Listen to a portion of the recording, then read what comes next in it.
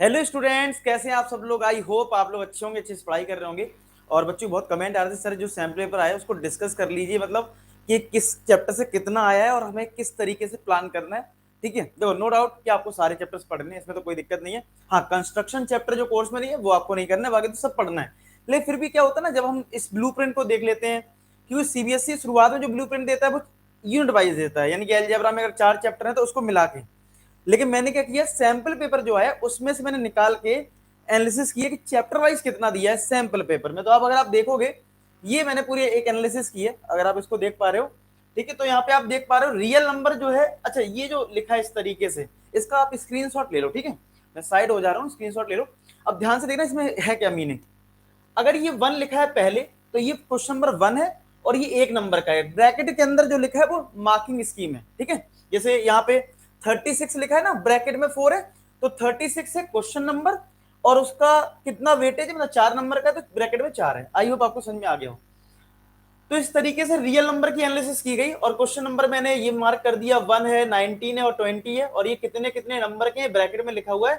तो टोटल ये बनता है 5 नंबर का, यानी कि रियल नंबर जो है वो हमारा 5 मार्क्स का आ रहा है सैंपल पेपर में। पॉलिनोमियल जो है वो 4 मार्क्स का गया है। ठीक है, अगर मैं बात करूं पेयर ऑफ लीनियर इक्वेशन की 6 मार्क्स का है, क्वाड्रेटिक भी 6 मार्क्स का है, अरिथमेटिक प्रोग्रेशन 4 नंबर का है जो कि केस स्टडी में आया था। ट्राइंगल्स की वेटेज देखो यहाँ पे तो 11 मार्क्स। और मैं तुम्हें बता दूं, ट्राइंगल चैप्टर पहले पिछले साल तो मैं फिर भी बोलूंगा उसमें कुछ ज्यादा एक्सरसाइज थी। अब तो सीबीएसई ने इस बार काफी कट कर दिया है।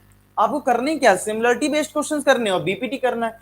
बीपीटी तो आसानी हो सकती, सिमिलरिटी में थोड़ी सी दिक्कत आती है, तो वो आप प्रैक्टिस कर लो। तो आप यार यहाँ पे देखो, सबसे ज्यादा अगर आप पूरे को अगर आप ध्यान से देखोगे तो सबसे ज्यादा कहां से आ रहा है, सबसे ज्यादा आपका ट्राइंगल से आ रहा है, सबसे ज्यादा। तो ट्राइंगल पे अगर आपकी कमांड नहीं है तो आप जरूर बताएं। ठीक है, अच्छा एक चीज मैं और बता दूं कि आज हमारा जो सेशन है, जो हम ब्रह्मास्त्र सीरीज आपकी चल रही है, जो ब्रह्मास्त्र सीरीज आपकी चल रही है, ये हमने 3 चैप्टर कवर कर ली जिसमें टॉप 25 क्वेश्चंस कर रहे हैं। आज है क्वाड्रेटिक, इसकी लिंक डिस्क्रिप्शन में है, तो आप लोग सेशन को ज्वाइन कर लेना। और कल हो जाएगा एपी, और परसों ट्राइंगल करवाऊंगा, जो 11 नंबर का वेटेज है, तो वही वो करवाएंगे परसों। आज हो जाएगा ये, कल हो जाएगा एपी, परसों ये। तो आप लोग सेशन ज्वाइन करें, लिंक डिस्क्रिप्शन में। साथ के साथ अपनी इंडिया को सपोर्ट करने के लिए, कि जो बच्चे क्वालिटी कंटेंट से वंचित है, मान लो कोचिंग ज्वाइन भी कर लिया लेकिन कोचिंग में क्वालिटी कंटेंट नहीं है, तो आपको बिल्कुल परेशान नहीं होना है। एक आपके लिए फोल्डर है, इसकी लिंक डिस्क्रिप्शन में, क्लास 10 पे जाना है, वहां पे आपको प्रीवियस क्वेश्चंस भी मिल जाएंगे, इस पे क्लिक कर लेना। वीडियो सॉल्यूशन भी अवेलेबल है। मार्क्स बूस्टर एक असाइनमेंट है, जैसे आप रेफरेंस बुक लगा रहे हो, टाइम अब ज्यादा बचा नहीं है, तो आप रेफरेंस बुक सॉल्व करके मार्क्स बूस्टर कर लो, लेटेस्ट सिलेबस पे है, यानी इस पे पीडीएफ जो है चैप्टर वाइज है और लेटेस्ट सिलेबस के अकॉर्डिंग है। तो अगर आप इतना सब करते हो, बाकी मैं टाइम टाइम पे गाइड करता रहूंगा कैसे करना, लेकिन हाँ, ये एक फोल्डर, इसको आप एक्सेस कर सकते हो, बढ़िया कंटेंट से आप अपनी पढ़ाई कर सकते हो और इंडिया को प्राउड फील करवा सकते हो अच्छे नंबर लाके। ठीक है, चलिए अब बात करते हैं, वापस अपने इस पे आते हैं और देखते हैं इसमें क्या था। तो यहाँ पे देखो, ट्राइंगल्स की मैं बात कर रहा हूँ, ट्राइंगल जो चैप्टर है वही 11 नंबर का है, इसको ध्यान में रखना है, अच्छा करना है इसमें। कोऑर्डिनेट ज्योमेट्री जो है वो 5 नंबर का है। इंट्रोडक्शन टू ट्रिग्नोमेट्री 8 नंबर का, यहाँ पे भी वेटेज अच्छी है। एप्लीकेशन ऑफ ट्रिग्नोमेट्री 4 नंबर का है। सर्कल 7 नंबर का है, यहाँ पे भी देखें सर्कल 7 नंबर का आ रहा है। Area related to circle 3 number का आ रहा है, ज्यादा नहीं है इसमें। सरफेस एरिया वॉल्यूम 6 नंबर का है। स्टैट्स आपका 7 नंबर का है, और प्रोबेबिलिटी जो है वो 4 नंबर का है। तो ज्यादा ज्यादा नंबर के आप देख पा रहे हो, एक तो आपको ट्राइंगल्स दिख रहा है 11 नंबर का, ट्रिग्नोमेट्री है 8 नंबर का, और यहाँ पे सर्कल है 7 नंबर का। जिसमें मैं आपसे बोल दूं तो आपको ट्राइंगल पे कमांड कर लेनी चाहिए, क्योंकि ज्यादा वैरायटी तो है लेकिन फिर भी अब लिमिटेड है, क्योंकि एक्सरसाइज कम है। ठीक है, ट्रिग्नोमेट्री में आपको एफर्ट ज्यादा लगाना पड़ेगा, और सर्किल में भी एफर्ट आपको थोड़ा सा कम लगाना पड़ेगा कंपेयर टू ट्रिग्नोमेट्री। तो यार ये 3 चैप्टर तो बिल्कुल, जितनी ज्यादा लेवल की प्रैक्टिस आप कर सकते हो करना शुरू कर दो, एक आइडिया लग गया होगा कि भाई किन चैप्टर पे हमें, देखो ऐसा नहीं है कोई चैप्टर छोड़ना है, छोड़ना तो कुछ भी नहीं है। एक आइडिया होना चाहिए किस पे ज्यादा भी कमांड करना, मतलब टाइम आपके पास है तो आपको किस पे ज्यादा प्रैक्टिस करनी चाहिए। ट्राइंगल्स पे करना चाहिए, ट्रिग्नोमेट्री पे करना चाहिए, सर्कल्स पे करना चाहिए। तो ऐसे चैप्टर्स हैं। स्टेट्स जो है वो 7 नंबर का जरूर है लेकिन आसान होता है, इसमें ज्यादा घुमा के क्वेश्चन नहीं आता है।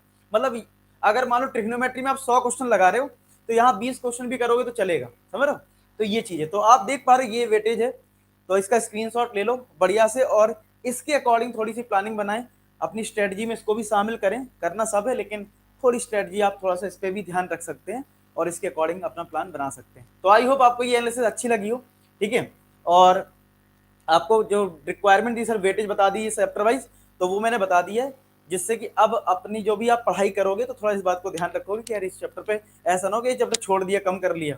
तो इन चैप्टर पर आप ध्यान रखोगे, अपने अकॉर्डिंग भी थोड़ा सा देख लेना, थोड़ी एनालिसिस करना, थोड़ा अपना भी दिमाग चलाना, क्योंकि पेपर आपका प्री बोर्ड भी आने वाला है, तो आपको उन्हीं सब चीज़ों को ध्यान में रखना है। अब ज़्यादा टाइम नहीं है, जुट जाओ पढ़ाई में, क्योंकि देखो एक बात ध्यान रखना, अगर तुमने आज पढ़ाई नहीं करी ना तो कल परेशान जरूर होगे, ठीक है। तो इसलिए पढ़ाई करो, जोर लगाओ, जितना एफर्ट लगा सकते हो उतना लगाओ, क्योंकि जब आप मेहनत करोगे तो रिग्रेट ही रहेगा कि यार हमने मेहनत नहीं करी थी। तो आप इसलिए मेहनत करें और आगे बढ़ें, बस मैं यही चाहूँगा। तो लास्ट में एक ही बात बोलूँगा, अगर वीडियो अच्छा लगा है तो वीडियो को लाइक कर लेना, फ्रेंड्स में भी शेयर कर सकते हो, और चैनल को सब्सक्राइब कर लेना अगर नए हो। बाकी लास्ट में एक ही बात बोलूँगा कि आप सभी सफल हो। धन्यवाद।